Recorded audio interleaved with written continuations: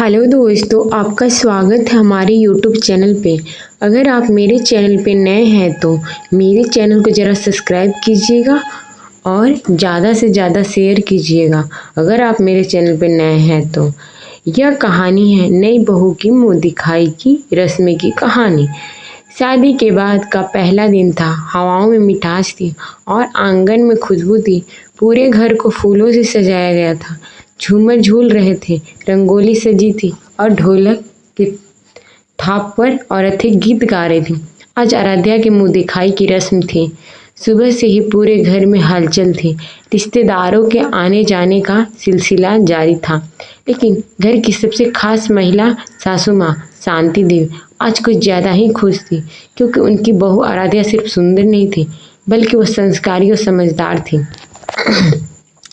सजने संवरने की तैयारी। आराध्या को लाल रंग की साड़ी पहनाई गई। माथे पर बड़ी सी बिंदी, हाथों में चूड़ियां, गहनों से सजा चेहरा वह किसी रानी से कम नहीं लग रही थी। वह नीले सोफे पर शर्मीली सी बैठी थी। सिर पर पल्लू था। हल्की सी मुस्कान उसके चेहरे पर खिल रही थी। पीछे पर्दों में सफ़ेद और लाल फूलों की सजावट थी, जैसे आसमान में खुद से आशीर्वाद दे रहा हूँ। रस्म की शुरुआत। ढोलक की थाप तेज हो गई। तीनों नंदे जोर जोर से लोकगीत गा रही थी।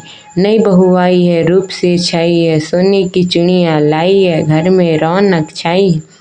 सासू माँ ने आरती का थाली एक और बड़ा लाल डिब्बा लेकर बहू के सामने आई। बहू अब तेरी मुँह दिखाई है कहकर उन्होंने धीरे से बहू का पल्लू उठाया और उसकी सूरत देखी। हाय राम, इतनी सुंदर बहू तो किस्मत वालों की मिलती है, उन्होंने प्यार से कहा।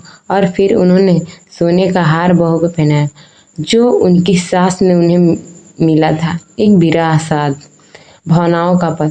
आराध्या की आंखों भर आई। वह खुद को बहुत भाग्यशाली महसूस कर रही थी। सासू माँ ने उसका हाथ पकड़ते हुए कहा, बिटिया अब यह घर तेरा है, तू इसे जैसे चाहे संभाल, मैं हमेशा तेरे साथ हूँ। इतना प्यार देकर तीनों नंदे भी गले लग गए। सबने मिलकर बहू को मिठाई खिलाई, ढेर सारे तोहफे दिए। रस्म से रिश्ते था। जब एक रस्म ने बहू को परिवार से जोड़ दिया, अब वह सिर्फ एक मेहमान नहीं रही, वह उस घर की रूह बन गई थी। ननदों के साथ वो खेलती, सासू माँ के साथ रसोई में काम करती, पूरे घर को अपनी हंसी से महकनाने लगी। हमें इस कहानी से यही सीख मिलती है, मुंह दिखाई सिर्फ एक रस्म नहीं होती, ये एक रिश्ता दिखाने का अपनापन का नाम है, जहाँ एक बहू एक घर को अपना बनाती है और एक सास बहू को बेटी बना लेती है। हमें इस कहानी से यही सीख मिली।